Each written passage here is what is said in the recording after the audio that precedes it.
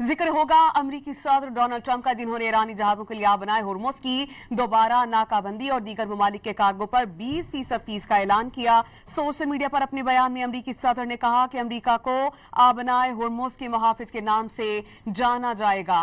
नाकाबंदी सिर्फ ईरानी बहरी जहाज और उनके ग्राहकों को रोकेगी। ईरान के अलावा दीगर ममालिक को आबनाए हुर्मुज़ आज़ादाना इस्तेमाल की मुकम्मल इजाजत होगी। टीवी इंटरव्यू में अमरीकी सदर ने कहा कि ईरान ने 10 मरतबा डील के करीब पहुंचकर मुआहदे तोड़े। तेहरान पर मजीद ताकतवर हमले भी किए जाएंगे।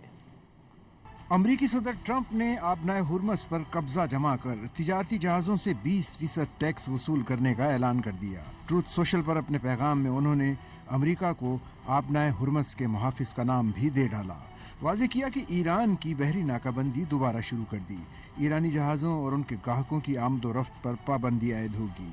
दीगर मुल्कों के लिए आबनाए हुर्मुज़ खुली है और खुली रहेगी। वाज़ेह कर दिया कि इसके लिए चाहे ईरान राजी हो या ना हो। फॉक्स न्यूज़ को इंटरव्यू में अमरीकी सदर ने दावा किया कि ईरान ने 10 मरतबा डील के करीब पहुंचकर मुआहदे तोड़े।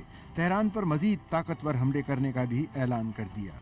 इससे कबल अमरीकी सदर ट्रंप ने दावा किया था कि ईरान ने गुज़िश्ता रोज़ डील पर रजामंदी जाहिर की थी, लेकिन मुज़ाकरातकारों के कमरे से बाहर निकलने के 1 घंटे बाद तिजारती जहाज़ों पर हमला हो गया।